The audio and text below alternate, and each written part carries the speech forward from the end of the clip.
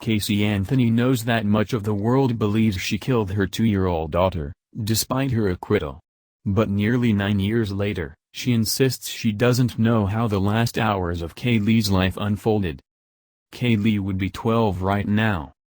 And would be a total badass, she told the Associated Press in one of a series of exclusive interviews. But discussing Caylee's last moments, the 30-year-old Anthony spoke in halting, sober tones. "I'm still not even certain as I stand here today about what happened," she said. Based off what was in the media, the story of a woman who could not account for a month in which her child was missing, whose defense involved an accidental drowning for which there was no eyewitness testimony. "I understand the reasons people feel about me. I understand why people have the opinions that they do." This was the first time Anthony spoke to a news media outlet about her daughter's death or her years since the trial.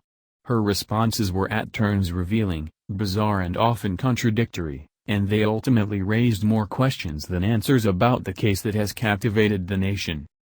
It's been almost 9 years since Caylee went missing, and 6 since the circus-like Orlando trial that ended in her mother's acquittal. The trial was carried live on cable networks and was the focus of daily commentaries by HLN's Nancy Grace, who called her the most hated mom in America, and, derisively, Tot Mom. The child was supposedly last seen on June 16, 2008. She was first reported missing, by Casey Anthony's mother, on July 15. A day later, Casey Anthony was arrested on charges of child neglect. She told police that Caylee had disappeared with a babysitter. A utility worker working in a wooded area near the Anthony home on December 11 found skeletal remains that were later determined to be Caylee's. Experts would testify that air samples indicated that decaying human remains had been present in Casey Anthony's trunk. In the end, prosecutors proved Casey Anthony was a liar, but convinced the jury of little else. The government failed to establish how Caylee died, and they couldn't find her mother's DNA on the duct tape they said was used to suffocate her. After a trial of a month and a half, the jury took less than 11 hours to find Anthony not guilty of first-degree murder, aggravated manslaughter and aggravated child abuse.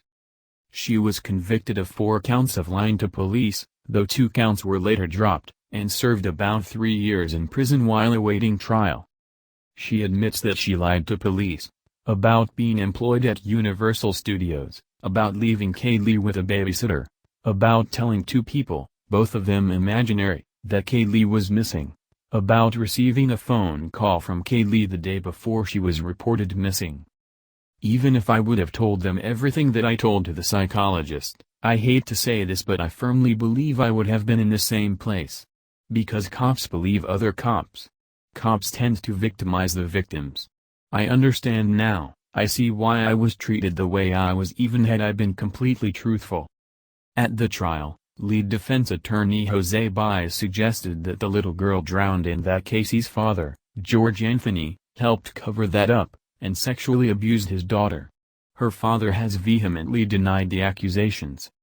Asked about the drowning defense, Casey hesitated. "Everyone has their theories, I don't know.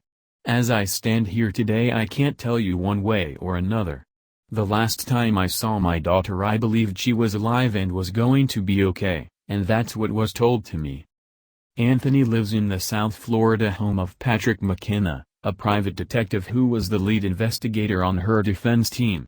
She also works for him, doing online social media searches and other investigative work. McKenna was also the lead investigator for O.J. Simpson, when he was accused of killing his wife and acquitted. Anthony said she's become fascinated with the case, and there are a lot of parallels to her own circumstances. An Associated Press reporter met Anthony as she protested against President Donald Trump at a Palm Beach rally. It's unclear why Anthony agreed to speak to the AP. She later texted the reporter, asking that the AP not run the story. Among other things, she cited the bankruptcy case in which she has been embroiled since 2013. "During the course of my bankruptcy, The rights to my story were purchased by a third-party company for $25,000 to protect my interests. Without written authorization from the controlling members of this company, I am prohibited from speaking publicly about my case at any time. In addition, she said she had violated a confidentiality agreement with her employer, and remains under subpoena and subject to deposition in her bankruptcy case. Yet she had participated in 5 on-the-record interviews over a 1-week period, many of them audiotaped. She still dreads the supermarket checkout line for fear she'll see photos of her daughter on the cover of tabloid papers.